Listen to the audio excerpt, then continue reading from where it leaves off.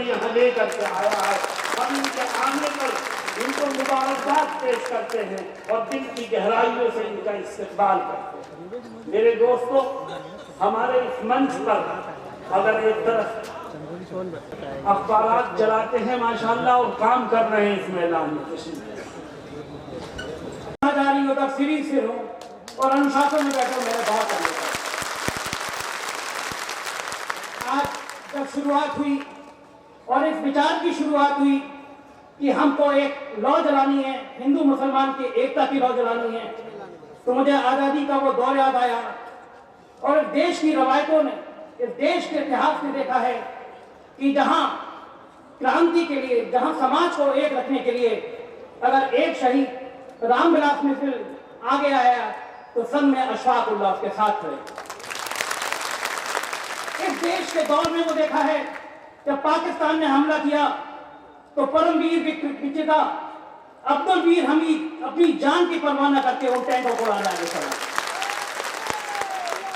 इस देश के खून में, इस देश के रग रग में ये बात बसी हुई है कि हम एक हैं, हमारा परिवार एक है, हमारी सोच एक है, हमारा विचार एक है, और ऊपर वाला भी इसमें भेदभाव नहीं करता।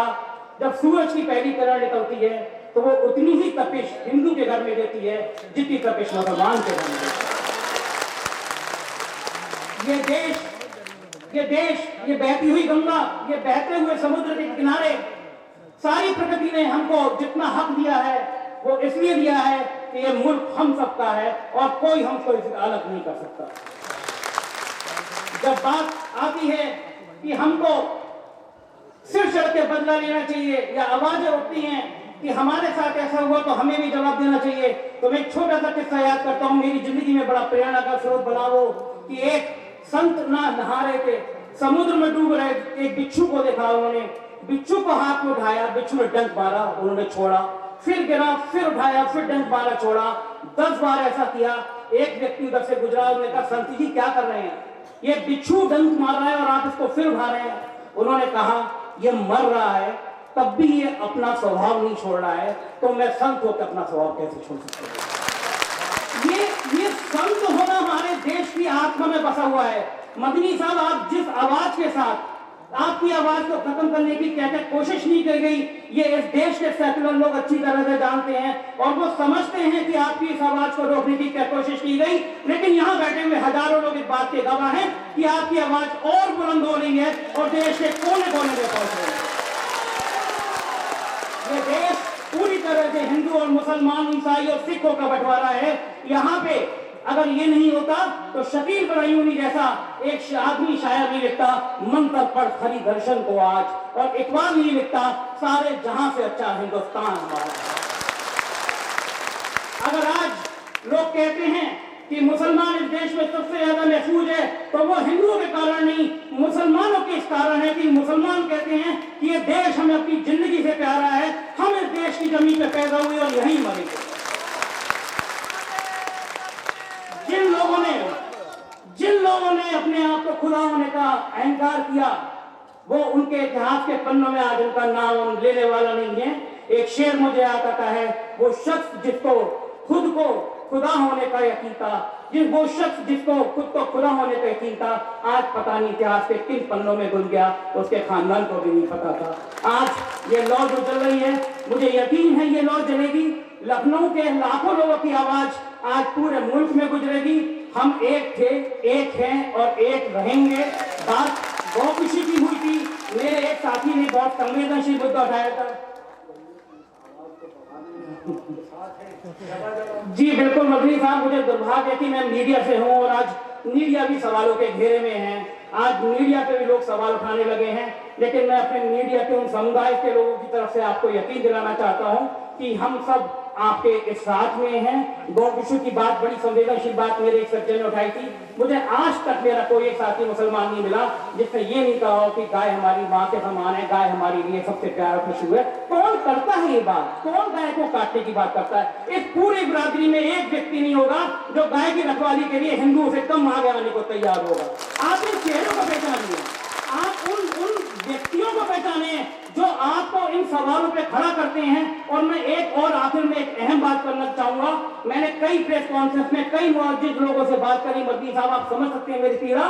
मैंने कई बड़े बड़े कांग्रेस के, या नाम भी लेना चाहिए, मैंने कई बड़ी पॉलिटिकल पार्टी के नेताओं से बात की।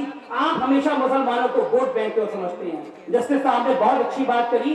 आप मुसलमानों की तालीम की बात नहीं करते, उनके एजुकेशन की बात नहीं करते, उनकी नौकरियों की बात नहीं करते। आज उत्तर प्रदेश में अगर IAS IPS में है, हमें ढूंढना पड़ता है कितने मुसलमान IAS है, कितने IPS हैं। जिस दिन इस देश के आम मुसलमानों को, बच्चों को तालीम पड़ जाएगी, वो इंजीनियर होंगे, वो डॉक्टर होंगे, तो ये गाय, राम मंदिर, मस्जिद के ये मुद्दे सारे खत्म होंगे। हमारा देश बचेगा तो हम बचेंगे, हम बचेंगे तो हमारा परिवार बचेगा।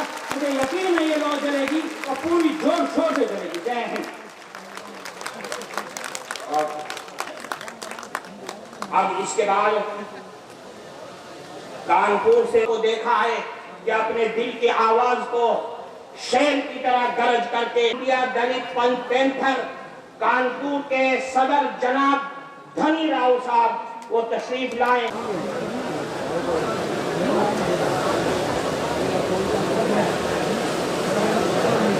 अस्सलाम वालेकुम। हम तो मिटा सके, कुछ लोग मिटाना चाहते हैं इस कौम को। जब अल्लाह हमारे ऊपर है, उसकी रहमत है, तो हमको कोई मिटा नहीं सकता। ये मेरा मानना है। हमको मिटा सके, ये जवाने में कम नहीं, जवान हमसे है, जवाने से हम नहीं। बहुत। और आज आसाम में लड़ी आतंकवादी जिनको बनाया जाता है, आतंकवादी है नहीं, आतंकवादी जिनको बनाया जाता है उनको आतंकवादी न बनाया जाए, उसके लिए हमारे जो रहनुमा है, हम लोग के अगुआ है मौलाना अशरफ साहब, मैं उनकी सरपरस्ती में कोई भी मुसलमान उनको आतंकवादी नहीं बनाया जा सकता। ये जमायत उलमा का पूरा ताकत के साथ वो लड़ाई लड़ती है। और आज इतना ही नहीं, एक और बात कहते हैं, महाराष्ट्र में, औरंगाबाद में, गुजरात में दलित समाज मरी हुई गाय की खाल निकालता है। मरी हुई गाय की खाल निकालने में दलितों को इतना पीटा गया कि आज जमात उलमा हिंद ने उनका साथ दिया और जिन लोगों ने यह हरकत की वो जेल गए। ये जमात उलमा हिंद, ये सब पूरे देश के लिए काम करेंगे। लेकिन कुछ सरकरे लोग, उनके लिए तो मुझे चाहे योगी हो चाहे मोदी हो, अगर ये सब कहते हैं कि सबका साथ और सबका विकास, तो मैं कहता हूं कि सारे मुसलमानों को आबादी के हिसाब से इनको रिजर्वेशन मिलना चाहिए। आप रिजर्वेशन दीजिए इनको, जिससे इनको हक मिल सके। मैं तो केवल मोदी जी के लिए एक बात कहना चाहता हूं कि काने को काना कहो तो काना जाए रूट, काने को काना कहो तो काना जाए रूट, और धीरे धीरे पूछ लो कैसे गई फूट। हमसे तो कहते हैं गर्व से कहो हम हिंदू हैं, और जब और कभी कोई बात आती है, कोई किसी को मारता है तो कहता मारते मारते तुझे भंगी बना देंगे। कभी ये नहीं कहता मारते मारते तुझे ब्राह्मण बना देंगे। वैसे भी लोग आज भी ये कहते हैं, कोई भी चोरी करे, चाहे ब्राह्मण करे, चाहे ठाकुर करे, चाहे बंगला करे, लेकिन आज भी लोग कहते हैं क्या मुझे चोर चमार समझ रखा है क्या? मैंने एक SSP हमारे यहाँ आए, उन्होंने कहा कि चोर चमार। मैंने कहा सर, क्या वो जिसने चोरी की है क्या वो चमार है? मैं आपको बड़ी विनती के साथ कहना चाहता हूँ, इस समय पूरे देश में आग लगी हुई है, और आग कहे कि लगी, कोई आग नहीं लगी, ये आग लगाई जा रही है।